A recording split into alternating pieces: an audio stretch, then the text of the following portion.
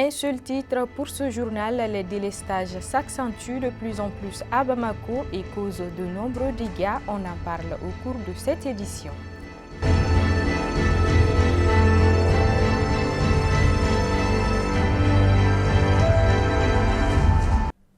Fidèles téléspectateurs, ravis de vous retrouver. Bonsoir à tous et bienvenue dans ce journal. Les chefs d'accusation de la troisième phase de qualification du concours de plaidoirie et de réquisitoire à vous mettre s'est tenu au patronat du Mali le samedi 17 avril 2021 et pesait très lourd de rébellion, des crimes de guerre à la traite de personnes.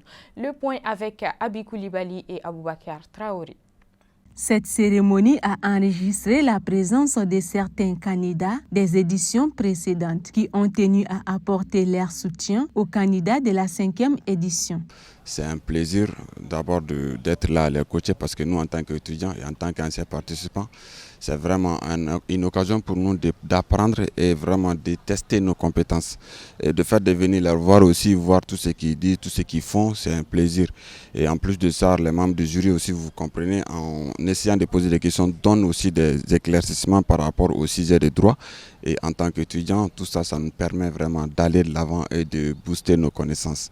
Du côté de l'assistance, certains sont à leur première fois et estiment que ce ne serait pas une dernière vu son importance. J'ai vraiment trouvé ces deux prestations-là excellentes.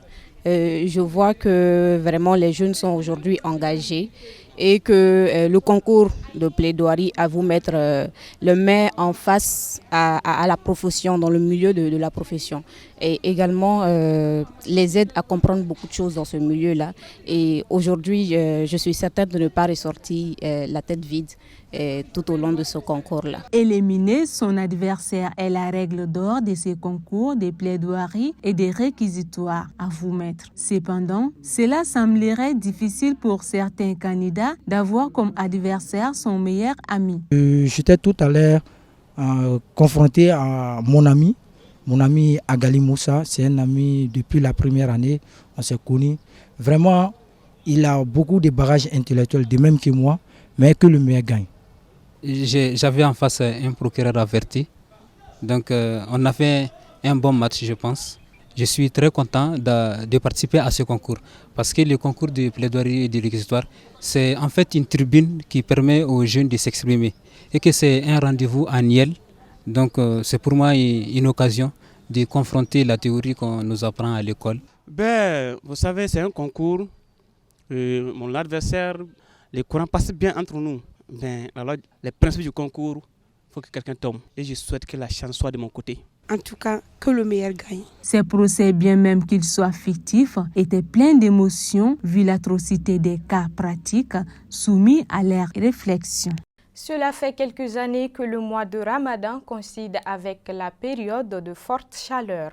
Aussi, c'est à cette période que les coupures d'électricité sont fréquentes au Mali. La situation cause beaucoup de désagréments et révolte la population. Suivons cet élément pour plus de détails. EDM, énergie du mal comme le disent certains. En Torola, en Ségena. Un slogan simple mais qui sonne comme un cri du cœur. EDM est depuis un certain moment au centre de toutes les discussions. Sur les réseaux sociaux, il suffit que l'EDM poste un communiqué et boum, les commentaires explosent. De la colère, c'est devenu de l'ironie.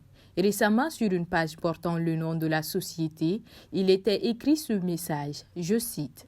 Bonjour chers abonnés, nous avons créé cette page pour améliorer la relation entre EDM SA et ses clients, mais ce n'est pas le mur de lamentation. Merci de votre compréhension. Parmi les gens qui se plaignent, combien sont à jour dans le paiement de leurs factures? Si vous ne restez pas respectueux, nous allons diffuser la liste des personnes qui nous doivent de l'argent. Merci pour votre soutien. Fin de citation. Tout porte à croire que la personne derrière cette page veut pousser les clients à bout. Eh bien, on peut dire que le coup a réussi, car depuis cette publication, les réactions n'ont pas manqué de la part des internautes. Des injures par-ci, de la désolation par-là.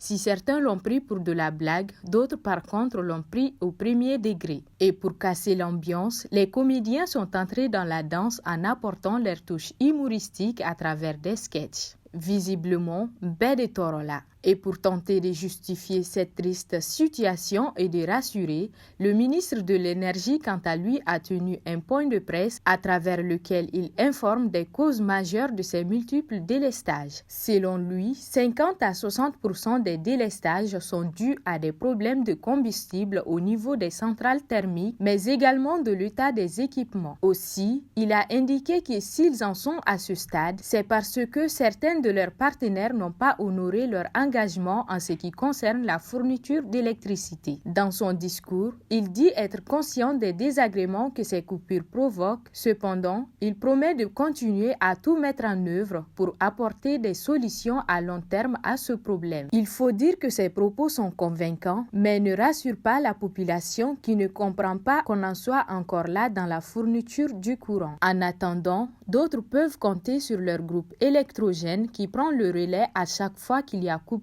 d'électricité. Toujours sur ce même problème de délestage, quelques citoyens s'expriment. Ils sont au micro de Mariam Diarra et Aboubakar Traoré. On ne trouve pas d'eau glacée en cette période de Ramadan. C'est le plus compliqué. On passe la journée en juin, mais après la rupture, on ne trouve pas d'eau fraîche à boire. La nuit, on n'arrive pas à dormir. Nos lits même sont sur le point de pourrir, tellement qu'on se les éventaille en main. Nous voilà assises comme ça. Si le soleil nous tape, on va chercher de l'ombre ailleurs. On passe la journée à se déplacer d'arbre en arbre. On n'arrive pas à moudre nos milles à temps pour faire de la bouillie pour la rupture du jeûne. Et puis pendant la nuit, on dort tous avec des éventails. Il y a coupure de courant plus de 3 fois dans la nuit. C'est nous les pauvres qui subissons cela. Sinon, si c'était le cas pour les riches, il y aurait une solution. Mais ils ont tous des groupes électrogènes devant leurs portes. Ils ne se rendent compte de rien concernant les difficultés rencontrées à cause des coupures d'électricité. Les coupures d'électricité nous causent problème. Moi-même, je viens d'ici nous. J'ai un réfrigérateur, mais ça ne fait pas de la glace à cause des coupures d'électricité. C'est ce qu'on laisse pour venir chercher de l'eau glacée à Tétébougou. Si on vient, eux aussi nous disent qu'il y a coupure d'électricité. Hier, on est descendu dans le carrefour d'Atétébougou. De là-bas, nous sommes allés jusqu'à Sirakoro à pied. On n'a pas trouvé de l'eau glacée. Après, on retourne à la maison et pourtant on a des clients. Et cela fait que le prix des glaces ont augmenté. Vraiment, ça nous cause problème parce que tous nos aliments qui sont dans les frigos sont en train de se gâter. Le lait, les déguets, tout se gâte. La page internationale de cette édition nous conduira en Niger, en Syrie, en Libye. Les décryptages avec Aminata Koumari.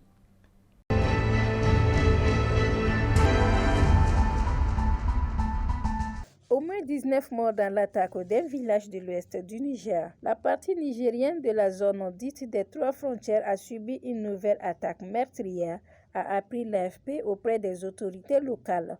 Dimanche 18 avril, au moins 19 habitants du village de Gaïgourou dans la région de Tillabéri-Ouest, proche du Mali, ont été tués samedi soir lors d'un raid d'hommes armés à moto. On a un bilan pour l'instant. On est au 19e corps des villageois tués et il y a eu 2 blessés lors de cette attaque de Gaïgourou par des hommes armés venus à moto, a déclaré l'AFP. Un responsable de la municipalité de Dessa qui a administré le village de Gaïgourou. Les bandits ont dans un premier temps trouvé des gens au cimetière où ils étaient partis pour un enterrement et ils ont massacré sur place 9 personnes, a expliqué ce responsable. Après, les assaillants dont l'identité et le nombre ne sont pas déterminés sont entrés dans le village et ont tiré sur toute personne qu'ils apercevaient. Le corps de la 19e victime a été découvert et inhumé dimanche matin.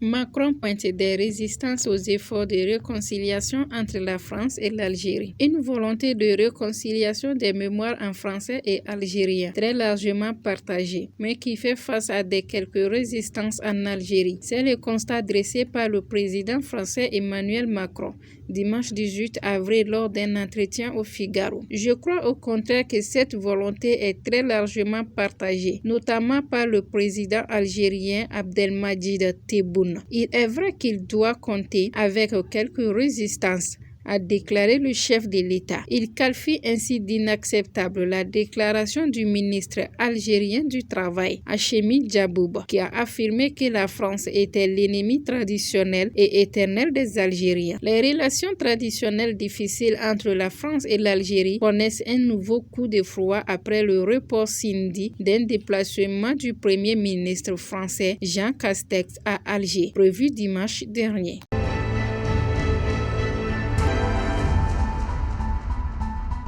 L'élection présidentielle en Syrie se tiendra le 26 mai, a annoncé dimanche 18 avril le président du Parlement Hamoud Dassabaga. Ce sera le deuxième scrutin du genre depuis le début. Il y a 10 ans de la guerre meurtrière qui a morcelé le pays dirigé par Bachar al-Assad. Les Syriens vivant à l'étranger voteront dans leurs ambassades le 20 mai, a précisé le président du Parlement à l'occasion d'une séance extraordinaire, indiquant par ailleurs que les candidatures pouvaient être déposées dès lundi. La loi électorale précise que les candidats doivent obtenir la signature de 35 députés pour pouvoir entrer dans la course. Un président au pouvoir depuis 2 décennies, bien qu'accusé de crimes de guerre et des crimes contre l'humanité. Rien ne semble empêcher Bachar al-Assad, 55 ans et au pouvoir depuis l'an 2000, de remporter les scrutins. Déclenché en mars 2011 par la répression d'une révolte populaire, le conflit en Syrie s'est transformé en guerre dévastatrice qui a fait plus de 387 000 morts, selon l'Observatoire syrien des droits de l'homme OSDH. La guerre a aussi poussé à l'exode des millions de personnes.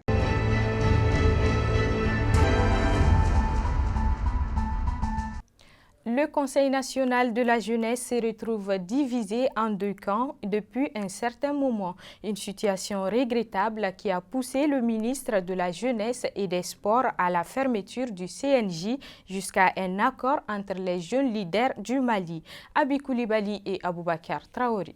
Aujourd'hui, le Conseil national de la jeunesse du Mali est divisé en 2 blocs, c'est-à-dire le bloc qui est avec le président et le bloc qui nous constituons, qui est un bloc formé de beaucoup de vice-présidents, de beaucoup de régions, beaucoup de conseils communaux du district de Bamako et beaucoup de membres du comité exécutif également.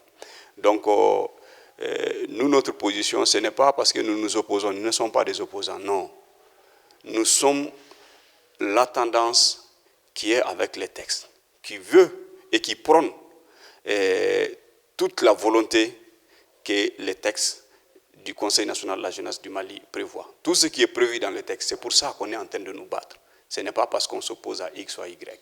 Ce n'est pas la bataille que nous sommes en train de mener, ce n'est pas la bataille contre une personne.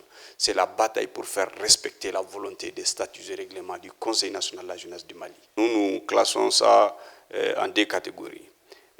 Il y a des causes lointaines et il y a la cause immédiate. Les causes lointaines de cette crise, c'est quoi? C'est que depuis un certain temps, depuis qu'on a quitté Koutiala, après le congrès, on est venu, le CNJ quand même est régi par des textes. Tout ce que le CNJ fait, c'est doit être conformément avec la volonté des statuts et règlements qui régissent le Conseil national de la jeunesse du Mali. Mais nous avons constaté que la gestion monarchique du président du CNJ, la malversation financière, il y a eu beaucoup de malversations financières.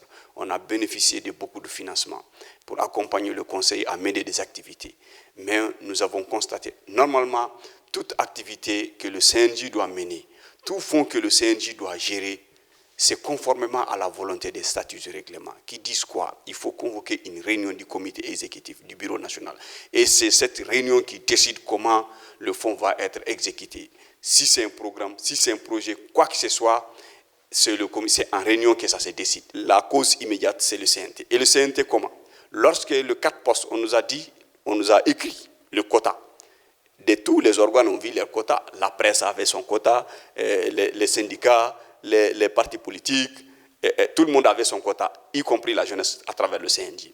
Parce que le CNJ quand même a siégé au collège qui a désigné Bandaou comme président de la République. Le CNJ a siégé de par le président du CNJ. Donc ceux qui ont choisi Bandaou comme président de la République, le CNJ fait partie. Donc c'est pour vous dire, c'est pour vous montrer comment, jusqu'à quel niveau cette transition, ceux qui gèrent cette transition ont responsabilisé le CNJ. Ils ont mis le CNJ au cœur de tout. Maintenant, les quotas de 5 les quotas de 4 qui avaient été attribués au CNJ, on est parti en réunion. Là, le président a voulu nous tourner pour nous dire non, ce n'est pas pour le CNJ, c'est pour toute la jeunesse malienne. Mais quand même, le CNJ était au collège qui a choisi Bandaou. Les autres organisations de jeunesse n'étaient pas là-bas. Le CNJ, c'est la fêtière. C'est la fêtière des organisations, associations, mouvements, tous les regroupements de jeunes en République du Mali. Comme les textes le disent, les textes nous imposent d'aller à une conférence extraordinaire. Et c'est nous qui avons saisi le ministre. Toutes nos démarches vers le président du CNJ on n'a pas eu de suite favorable. Maintenant, nous avons quand même saisi le ministre. On a saisi le ministère depuis longtemps pour informer le ministère des malversations financières que le président a fait. 2. Et pour le CNT, l'incompatibilité, on a saisi le ministère tutelle pour dire au ministère tutelle que, écoutez, le CNJ est sur la voie de la disparition totale. Parce qu'au comité exécutif, nous sommes divisés. Ceux qui sont avec les textes, ça c'est nous. Ceux qui sont avec le président, ils sont ailleurs avec lui. C'est tout pour l'essentiel de l'actualité de ce jour. Merci de nous avoir suivis et très bonne suite de programmes sur Hondou TV.